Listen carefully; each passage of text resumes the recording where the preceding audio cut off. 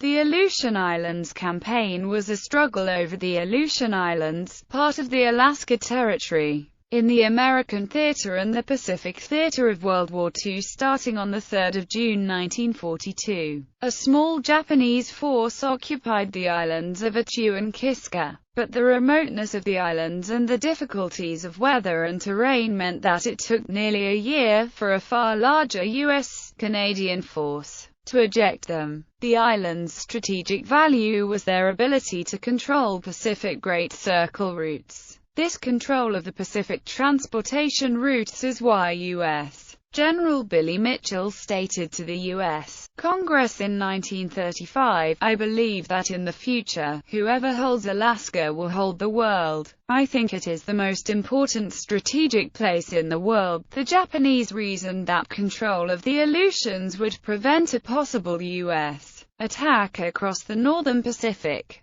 Similarly, the U.S. feared that the islands would be used as bases from which to launch aerial assaults against the west coast. A battle to reclaim Attu was launched on May 11, 1943 and completed following a final Japanese banzai charge on May 29. On 15 August 1943, an invasion force landed on Kiska in the wake of a sustained 3-week barrage, only to discover the Japanese had abandoned the island on July 29. The battle is known as the Forgotten Battle, due to being overshadowed by the simultaneous Guadalcanal campaign. In the past, many Western military historians believed it was a diversionary or feint attack during the Battle of Midway meant to draw out the U.S. Pacific Fleet from Midway Atoll, and was in fact launched simultaneously under the same overall commander, Isoroku Yamamoto. However, historians Jonathan Parshall and Anthony Talley have made an argument against this interpretation, stating that the Japanese invaded the Aleutians to protect the northern flank of their empire and did not intend it as a diversion. Japanese attack. Before Japan entered World War II, its navy had gathered extensive information about the Aleutians, but it had no up-to-date information regarding military developments on the islands. Admiral Isoroku Yamamoto provided the Japanese Northern Area Fleet, commanded by Vice Admiral Boshiro Hosagaya, with a force of 2 aircraft carriers, 5 cruisers, 12 destroyers, 6 submarines, and 4 troop transports, along with supporting auxiliary ships. With that force, Hosagaya was first to launch an air attack against Dutch Harbor, then follow with an amphibious attack upon the island of Adak, 480 miles to the west. Hosagaya was instructed to destroy whatever American forces and facilities were found on Adak. The Japanese did not know the island was undefended.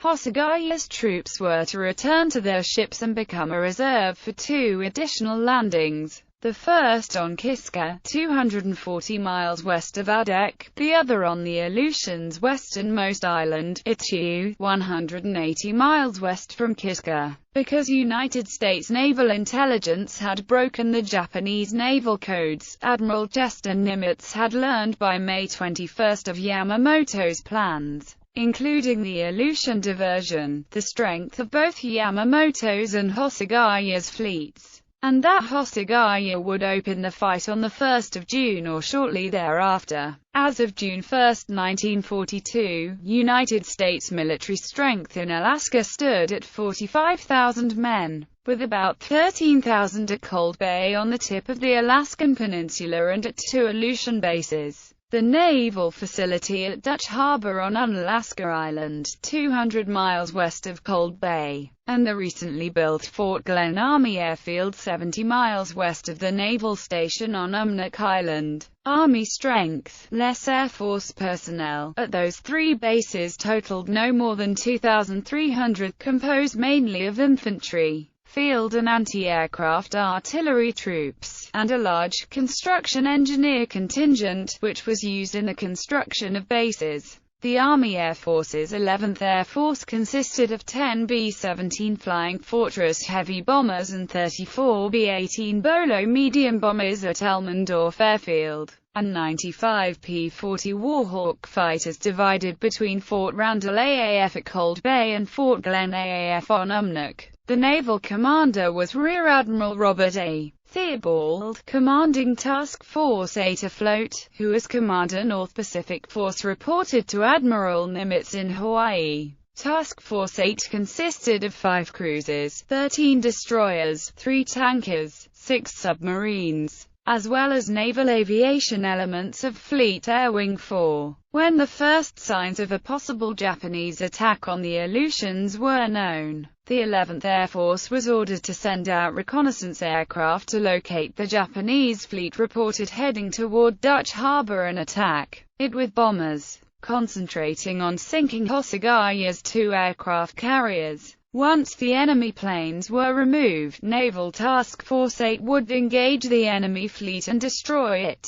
On the afternoon of the 2nd of June, a naval patrol plane spotted the approaching Japanese fleet, reporting its location as 800 miles southwest of Dutch Harbor. 11th Air Force was placed on full alert. Shortly thereafter bad weather set in, and no further sightings of the fleet were made that day. Attack on Dutch Harbor. According to Japanese intelligence, the nearest field for land-based American aircraft was at Fort Morrow AAF on Kodiak, more than 600 miles away, and Dutch Harbor was a sitting duck for the strong Japanese fleet, carrying out a coordinated operation with a fleet that was to capture Midway Island. Making use of weather cover, the Japanese first raided the naval base at Dutch Harbor on June 3, 1942. The striking force was composed of Nakajima B-5N2 Kate torpedo bombers from the carriers Junyo and Ryador. However, only half of the striking force reached their objective. The rest either became lost in the fog and darkness and crashed into the sea or returned to their carriers. 17 Japanese planes found the naval base, the first arriving at 5:45. As the Japanese pilots looked for targets to engage, they came under intense anti-aircraft fire and soon found themselves confronted by 11th Air Force fighters sent from Fort Glen Army Airfield on Umnook. Startled by the American response, the Japanese quickly released their bombs, made a cursory strafing run, and left to return to their carriers. As a result, they did little damage to the base. On June 4 the Japanese returned to Dutch Harbor. This time the pilots were better organized and better prepared. When the attack finally ended that afternoon, the oil storage tanks were left burning, the hospital was partly demolished, and a beached barracks ship was damaged. Although American pilots finally located the Japanese carriers, attempts to sink them proved fruitless. Bad weather again set in, and all contact with the enemy fleet was lost. Foul weather forced the cancellation of Japanese plans to invade Adak with 1,200 men. The Japanese invasions of Kiska on June 6 and Attu on June 7 initially met little resistance from the local Aleutians. Much of the native population of the islands had been forcibly evacuated by the U.S. military before the invasion and interned in camps in the Alaska Panhandle. Allied response.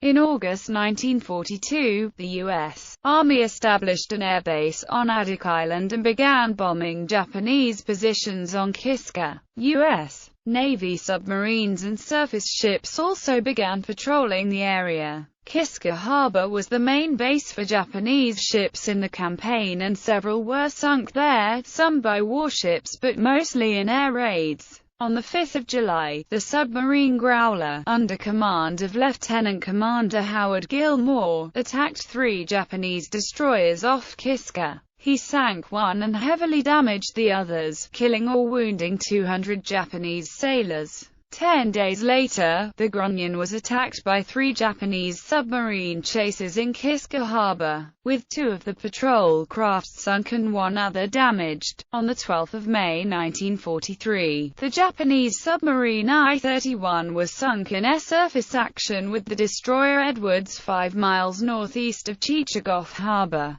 Komandorski Islands, a cruiser and destroyer force under Rear Admiral Charles "Sock" McMorris was assigned to eliminate the Japanese supply convoys. They met the Japanese fleet in the naval battle of the Komandorski Islands in March 1943. One American cruiser and 2 destroyers were damaged, with 7 U.S. sailors killed.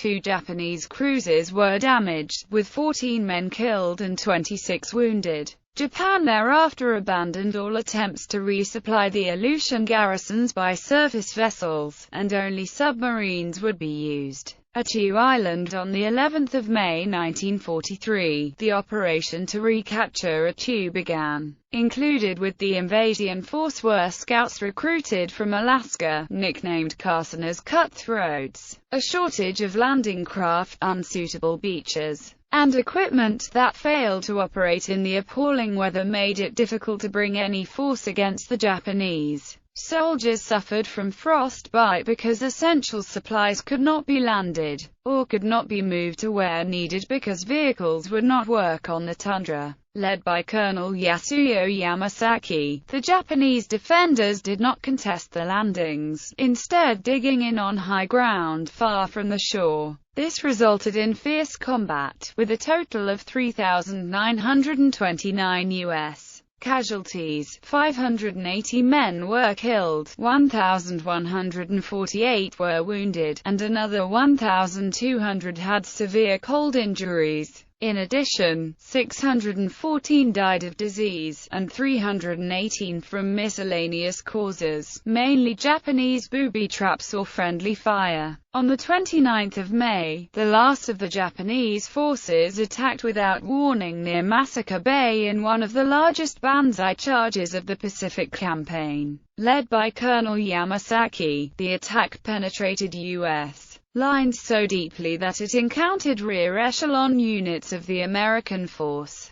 After furious, brutal, often hand-to-hand combat, the Japanese force was virtually exterminated. Only 28 had been willing to be taken prisoner, none of them officers. American burial teams counted 2,351 Japanese dead, but it was thought that hundreds more bodies had been buried by bombardments during the battle. Kiska Island on 15 August 1943, an invasion force of 34,426 Canadian and American troops landed on Kiska. Carson as cutthroats were part of the force, but the invasion consisted mainly of units from the U.S. 7th Infantry Division. The force also included about 5,300 Canadians, mostly from the 13th Canadian Infantry Brigade of the 6th Canadian Infantry Division, and the 1st Special Service Force, later known as the Devil's Brigade, a 2,000-man Canadian-American commando unit formed in 1942 in Montana and trained in winter warfare techniques.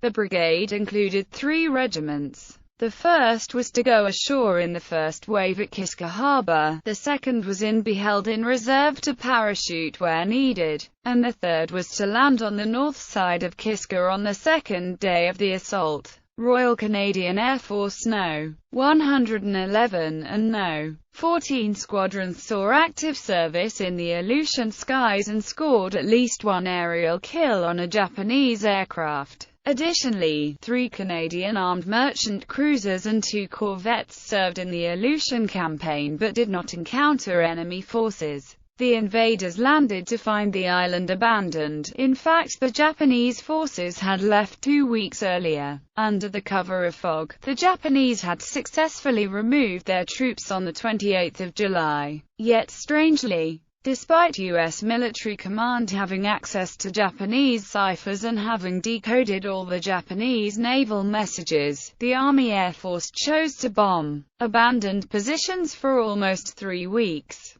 The day before the withdrawal, the U.S. Navy fought an inconclusive and possibly meaningless Battle of the Pips 80 miles to the west. The Japanese may have been gone, but Allied casualties on Kiska nevertheless numbered 313. All were the result of friendly fire, booby traps, disease, or frostbite. As with Attu, Kiska offered an extremely hostile environment. Aftermath. Although plans were drawn up for attacking northern Japan, they were not executed. Over 1,500 sorties were flown against the Kurila before the end of the war, including the Japanese base of Paramushiro, diverting 500 Japanese planes and 41,000 ground troops. The battle also marked the first time Canadian conscripts were sent to a combat zone in World War II. The government had pledged not to send draftees overseas, which it defined as being outside North America. The Aleutians were considered to be North American soil, thus enabling the Canadian government to deploy conscripts without breaking its pledge. There were cases of desertion before the brigade sailed for the Aleutians. In late 1944, the government changed its policy on draftees and sent 16,000 conscripts to Europe to take part in the fighting. The battle also marked the first combat deployment of the 1st Special Service Force, though they also did not see any action. In the summer of 1942, the Americans recovered the Akutan Zero, an almost intact Mitsubishi A6M20 fighter. This enabled the Americans to test fly the Zero, and contributed to improved fighter tactics later in the war. Killed in action during the campaign, 2 cemeteries were established on Attu to bury those killed in action. Little Fall Cemetery, located at the foot of Gilbert Ridge, and Holt's Bay Cemetery, which held the graves of Northern Landing Forces. After the war, the frozen tundra began to take back the cemeteries. So in 1946 all American remains were relocated as directed by the soldier's family or to Fort Richardson near Anchorage, Alaska. On May 30, 1946, a Memorial Day address was given by Captain Adair with a firing squad salute and the playing of taps. The decoration of graves was performed by chaplains Meany and Insko. Veterans. The 2006 documentary film Red, White, Black and Blue features 2 veterans of the Attu Island Campaign, Bill Jones and Andy Petrus. It is directed by Tom Putnam and debuted at the 2006 Locarno International Film Festival in Locarno, Switzerland on August 4, 2006. Dashiell Hammett spent most of World War II as an Army sergeant in the Aleutian Islands, where he edited an Army newspaper. He came out of the war, suffering from emphysema. As a corporal in 1943, he co-authored The Battle of the Aleutians with CPL Robert Colodny under the direction of Infantry Intelligence Officer Major Henry W. Hall. Legacy. Many of the United States locations involved in the campaign, either directly or indirectly, have been listed on the National Register of Historic Places, and several have been designated National Historic Landmarks. The battlefield on Attu and the Japanese occupation site on Kiska are both National Historic Landmarks, and are included in the World War II Valor in the Pacific National Monument.